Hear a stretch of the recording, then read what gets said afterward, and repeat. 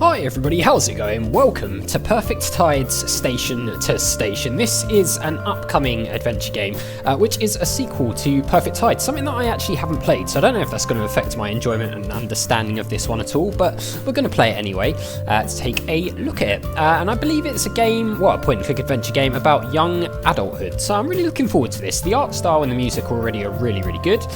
Let's jump in with a new game. I don't know if there's voice acting, but we shall see. Those waves look cool. I like that a lot. Fear no more, says the heart, committing its burden to some sea, which sighs collectively for all sorrows and renews, begins, collects, lets fall. Virginia Woolf. It's a cliche to begin with a quote. You know this, but you're a fool. Besides, in order to make good work that reaches past mere juvenilia? Why can't I think how to say that? You must expel your stupidest words, all 1 million of them. Put them down so they may die. Clearly my brain's not working today with pronouncing words. Your name is Mara Whitefish. You lived on an island for most of your life. Okay. Now you spend your days in transit. Okay, nice. Could do with some cleaning up in here.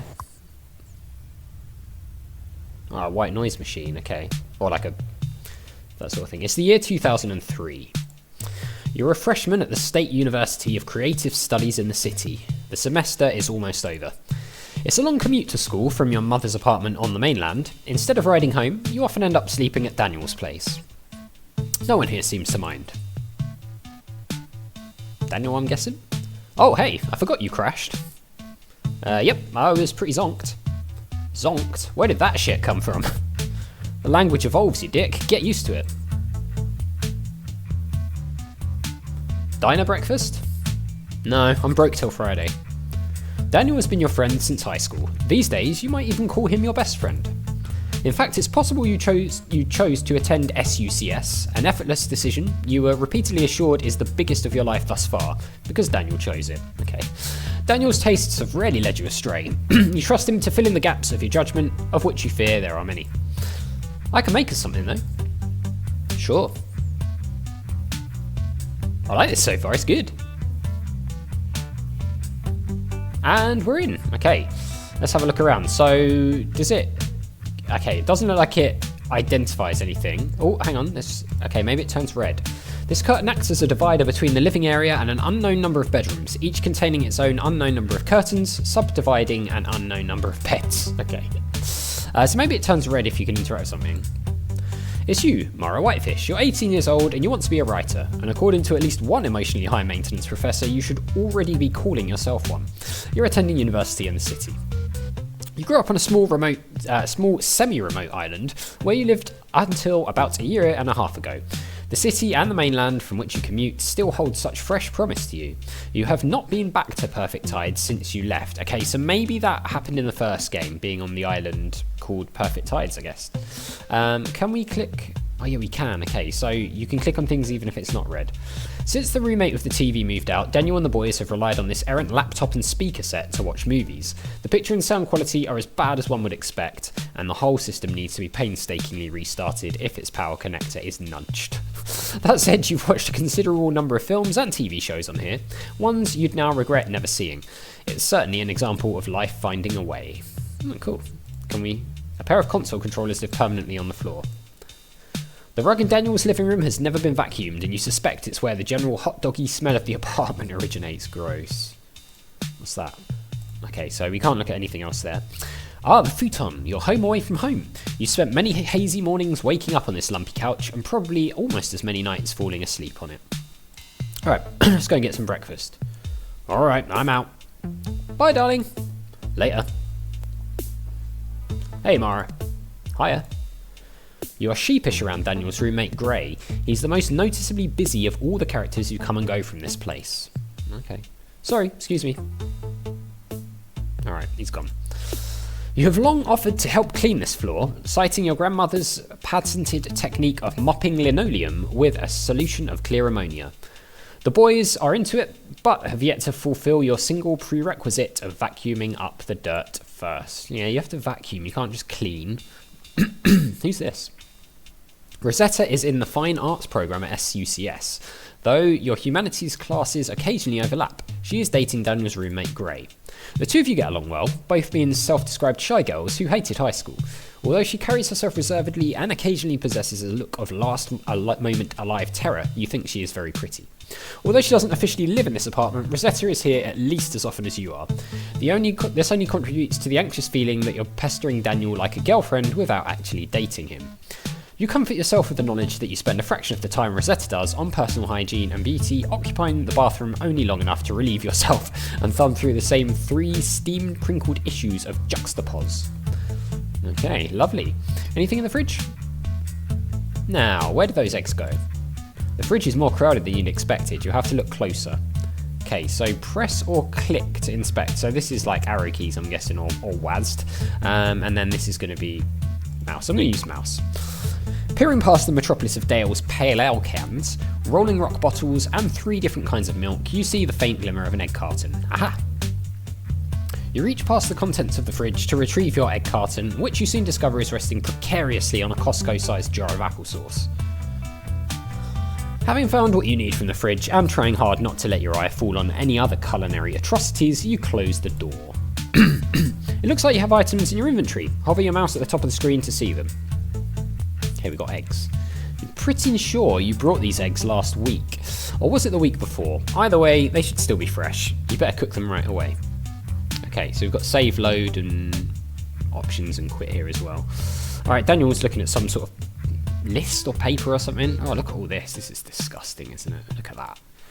You try your hardest not to look at the contents of the counter, and looking at it now, you're reminded why. Yeah, I mean, honestly, back in uni days, yeah, this is how it was. Thankfully, not like that now. You have to find some food if you want to cook it on the stove. Okay. Apart from the occasional boiling of macaroni and cheese, which Daniel then eats directly from the pot, you are probably the only one who uses this stove. Your skills and interest in the kitchen have grown since becoming a vegetarian. These days, you can consistently reproduce a handful of good recipes. Still, you try to limit your time here. Clean up, which you know in advance will be your job, is far too burdensome. Besides, you're literally the only person you know who can stomach the flavour and texture of tofu. Alright, let's see if we can cook these eggs.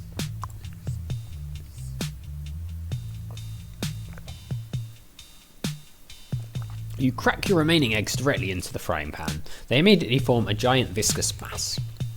Want any roe? No thanks. If I eat this early in the day, I could surely perish.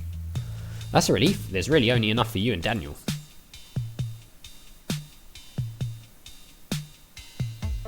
Using a spoon, you effortlessly break the yolks, letting them merge with the whites as they cook. This creates a multicolour mixture as the different egg sections mix.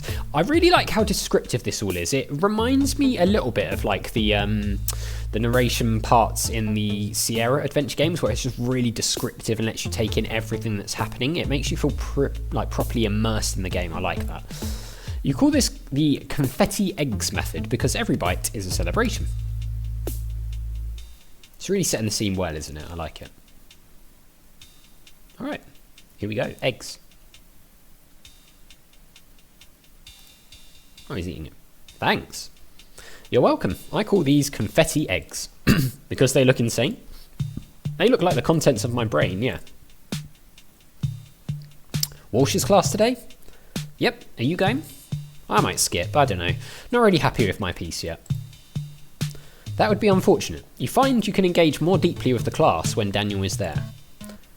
See you maybe then. You should come. Nah, let's just let him make his own decision. Oh, alright. See you maybe then. You're embarrassed to realise how affected you are by Daniel's whims. You've got your own education to worry about. Still, you hope he'll show up. Yeah, you can't force him to show up though, we don't want to guilt trip him. You finish your eggs as quickly as possible, trying to focus on your obligations for the day. You have to work a library shift and finish your paper before class. Oh right, you wanted to ask Daniel about a topic Walsh brought up in class recently. What was it again? You've never had an easy time holding on to your ideas, and now that you're in college, you've resolved to start writing them down. You bought a cute, tidy little notebook just for the occasion, and ever since you've lost it, along with an equally cute pen, you've been taking notes on your phone. Okay. Here's where you store all of your personal contacts. It's looking pretty bare. Certainly you know more people than this. You'll just have to add more names as you remember them. Okay, so we've got Mara and Daniel. And these are all the topics you're trying to remember. Okay, so far you've only collected one. Okay. The city. If your cursor turns into a word balloon over a person, you can have deeper conversations with them. To ask someone a question, left-click the person and hold until the balloon turns white. You can even ask yourself a question. Why not? We already talk so much.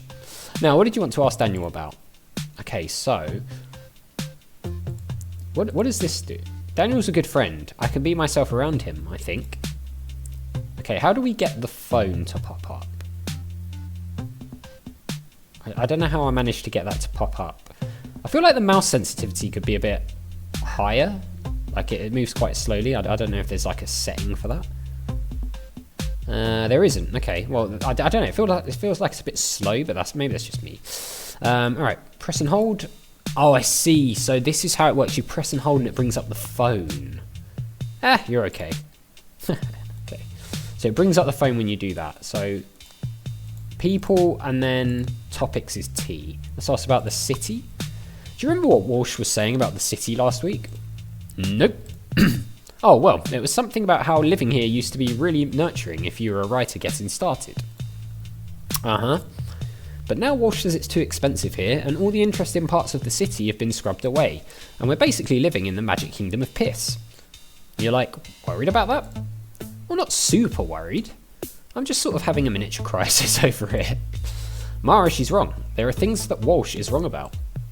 I know, but what a convenient argument for Walshy, that all the good shit happened in the city when she was young.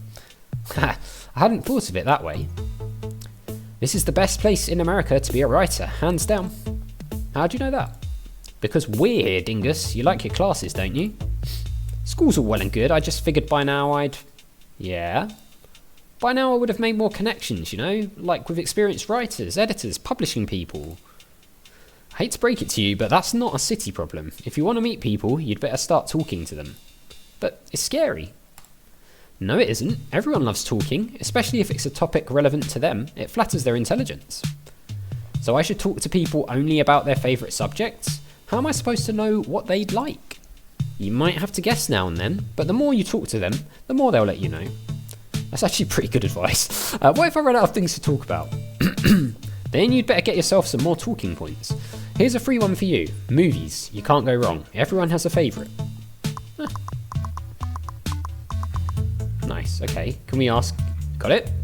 I think so, but man. Yes? This is why I became a writer, Daniel, so I wouldn't have to talk so much. Well, your first novel is shaping up great. My what? You know, 10,000 leagues up my ass. Hey! Oh, Daniel, that's a bit mean. Come on. Let's ask him about movies then. We seeing The Matrix Reloaded or what? Fuck yes we are. Are you worried it won't live up to its name? That by its very nature a sequel dilutes the power of the original? I mean, I won't break it to you for those who haven't seen it, but yeah, probably not as good as the first one, honestly. Nope, you? Well, definitely not as good as the first one, but I'm not going to spoil it, because there might be people who haven't seen the Matrix films. Worth watching them though, I've got to say that, except the fourth one. We won't talk about the fourth one. Not at all. Okay, so we've asked him about that. Alright, cool. Maybe we can speak to her about some of these things. Hey, Rosetta. Rosetta takes a moment to realise you're speaking to her, even though you address her by name. Oh, hi Mara, did I wake you? Walking through? Nope, I don't even hear you moving when I'm awake. What did you guys get up to last night? Once again, Rosetta doesn't seem to realise you're speaking to her. Ro? Oh, my friend had this gallery show in the village. We were at that, and then the after party, and then her friend's loft. Wow, sounds fun. You're once again jealous of Rosetta's social life, a life which seems so much richer, both culturally and materially, than your own. How is a small winsome girl from the mainland so well connected? You mentally hum a few verses of the same old song, about how you've chosen the wrong major, attended the wrong classes, bought the wrong sneakers, and bathed with the wrong 2-in-1 shampoo plus conditioner. It was alright. I really wanted to be home earlier, working on my own piece. Stapling turkey sausage to the wall again. That's funny, Daniel. You should put that into one of your many spec scripts. So cool that you can paint. I suck at it. You can do it if you try. Remind me and I'll lend you some supplies. What you'd really like is an invitation to one of those loft parties without having to learn how to paint. Sure, thanks. I'll ruminate on that. Okay, we've got Rosetta now in here. We've got a new person, so... Okay, we don't want to bother her anymore. Alright, let's see what he has to say about Rosetta. Rosetta's great, what's not to like? You can be honest, Daniel. Pretend I'm not here. Look, admittedly I don't know much about girls, but... Zero, you're already scoffing over there. But what? If I've learned anything from living closely with them, it's that you can be honest is a dirty lie. I like when guys are honest. Me too. Ah, you're both in cahoots. How come when a majority of women agree on something, it's a conspiracy, Daniel? Yeah, how come? I didn't ask for this. You broads have fun. Alright, fine. So it might be time to head out then, I think. Because we've done all the dialogue options we had. Oh, nice. It's a cool morning in the city and you feel a moment's regret for not packing a jacket yesterday. But you've committed to dressing for warm weather, and so your decision must stand. It's not like Mum is here to see the goosebumps on your arms. You exhale contentedly. You have just enough time for a quick leisurely walk before work. Okay, so I guess we're going to the library. Oh, this is cool. This is cool. Look at all these people. Well, I'll tell you what, guys. We are out of time for now, so I'm going to leave a link to this down in the description below. I'm not sure if the demo is actually available anymore, or whether it was just for like Steam Next Fest, and whether it's been taken down now. But I'll leave a link to the page anyway, so you can wishlist it if you like what you saw. But for now, that is going to do it for this one. So as always, thank you very much for watching. A big thank you to my patrons: Arcades Games, Wayne Nate, Terminally Nerdy, Paul from the Phantom Fellows, Lyle, Hobo, Numinous, Kumadim, Paulione, Flossie the Sheep, JohnCom555, Chrissy, Paul James, and Zoltes, and I'll see you next time.